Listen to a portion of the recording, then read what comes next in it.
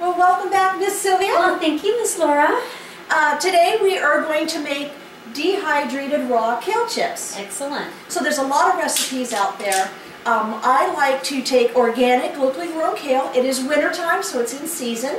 I prefer to use the curly types. Oh, the curly type. So what we've done is we've washed it and patted it dry a little, and we've broken it up into little, 1-inch pieces, or maybe 1.5 inches. Because when you dehydrate it, it's going to shrink. Oh, okay. So what I like to do is I like to take a lemon, and if you roll the lemon like this, it makes all the juices come out first. Okay, good. And if you want to go ahead and, if you squeeze this way, you'll catch all your seeds. So, this way like this, and just squeeze it over? Yeah, and we'll mix it up. Oops, I think I lost a seed. Ooh, you're fired.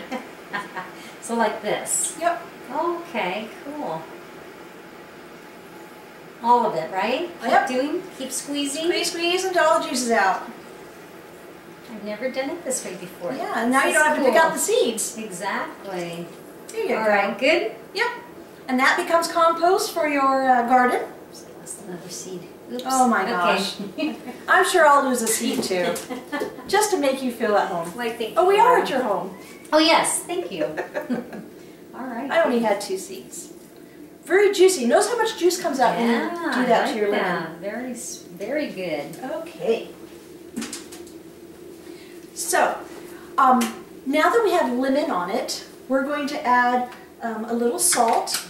And you're going to ask, how much salt? I was just going to ask. Who knows? Just to sprinkle it on here. Again, this is sea salt. Okay.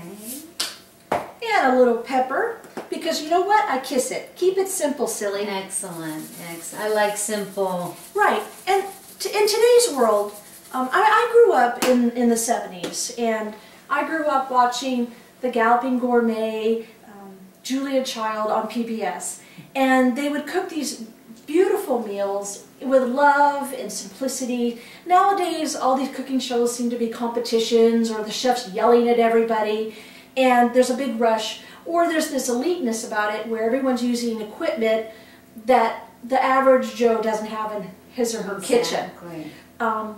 Again, the more simple your food, the better it's going to taste, the more nutritious it's going to taste, and the easier it's going to be. Excellent. I'll go ahead and do a show on crock potting or something, because the less I have to do dishes, the happier I am. I'm good with that too. I like that. That's good. So what we've done, if you want to go ahead and just kind of fluff it up with your hand a little, it doesn't have to be too much.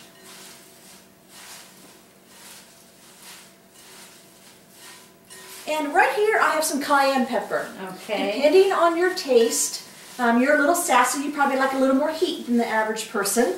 I enjoy heat too. Absolutely. And remember, it's going to get concentrated, so you don't have to put a lot in. Okay. And as you make these, you'll figure out your own taste. You'll have successes and you'll have failures. Okay. Ready? So I'm going to go ahead and... Oh, wow. Wow. Oh my gosh. Wow. Like a half a teaspoon. Okay.